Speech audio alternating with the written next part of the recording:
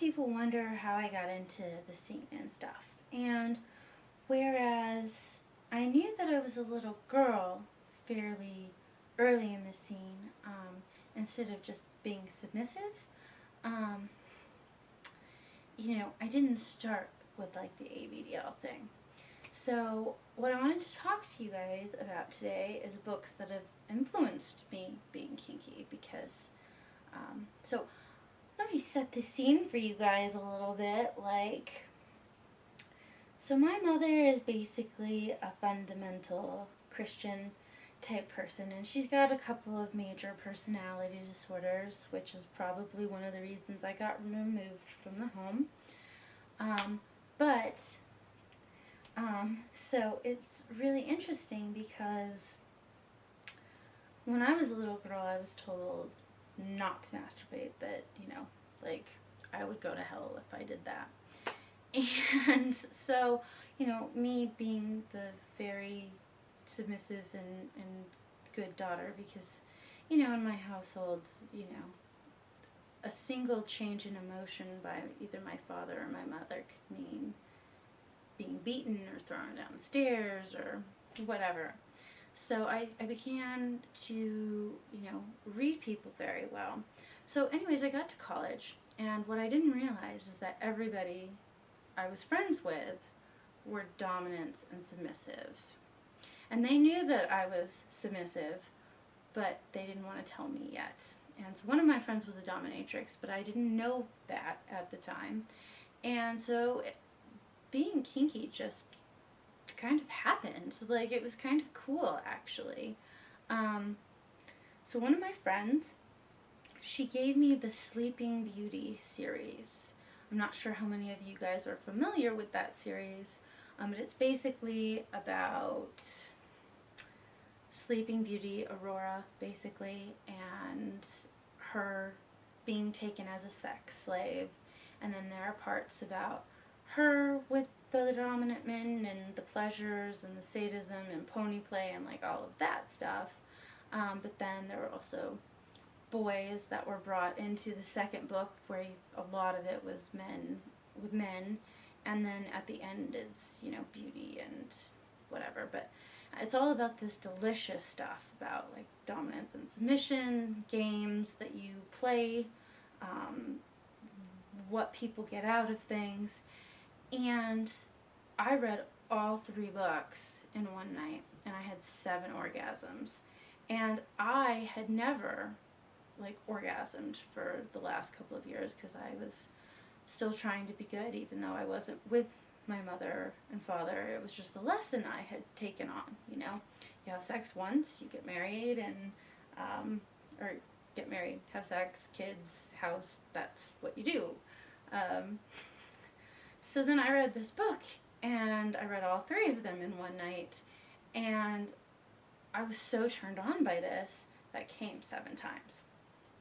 So that was whoa, there is something here. And then I started going to this local dungeon, and then later, after a couple of years, this dungeon moved to another place. It's actually moved a 3rd time. But I found other books to read, Safe Word is a really good book if you enjoy pony play. But this is basically about a man and a woman, and he says, I want you to be my submissive, and you will be my slave, and here's some of our rules, and kind of 50 Shades of Grey, but better. It talks about their relationship, and at the end of this book, she actually gets sold at a slave auction, and she obviously has to agree to this in the relationship, that yes, she's giving up her money for a year, because it's only a year to a year, and at the end she has the right to say no, she doesn't want to anymore, and she gets paid basically during that time, even though she doesn't see any of that money. But so at the end of this, it's not like she has nothing to show for it. But I just loved this, because it's we've got the story of O, which is really interesting, and Carrie's Story is the first book. The second one is Safe Word, and this is the book that has more pony play.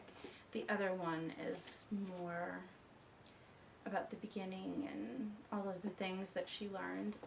I'm not actually submissive, and I don't believe that I actually ever was. I pretty much believe that I was little the whole time, and people mistook that for being submissive, and I, being, 17, 18, and 19, didn't really know the difference either, because I hadn't really had time to think about it. But then we've got books that are like, most people have heard of Lolita,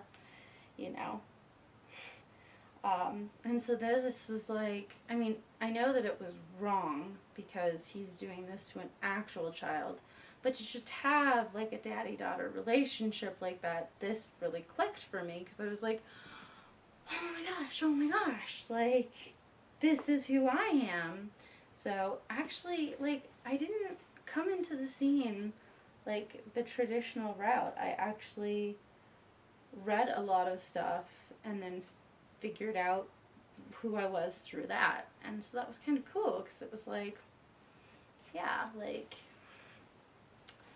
just got to figure out who I was, and was able to set better boundaries, because I had never really set boundaries with any dominance. I thought being submissive meant I needed to be submissive to every dominant, and really what it is you should do that with your partner.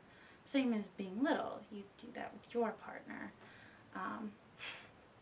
But like, these books literally led me down the road of finding out who I was. And like, there's a book out there too called When Someone You Love Is Kinky, and so that's like a book that you would give your parents or your children if you were kinky, and they don't specify anything about what kink it is, but it's like, if your son, daughter, mother, tells you this, it's probably because they're more into it 24/7 as a lifestyle, and it's not necessarily a sex thing, because you really don't need to share sex things with, everybody, because that's private. But I don't know, it was just really fascinating to just come to grips with the fact that I was kinky, and that I didn't mind it, and like, oh, I like soft teddy bears, like, or I want a bunk bed because that makes me feel little, or princess blankets, or a dollhouse, or whatever. So, books have really influenced my life, and I'm okay with that. I like it, actually. It makes me feel really good, because I can share those books with other people, and maybe they'd have like the same experience. So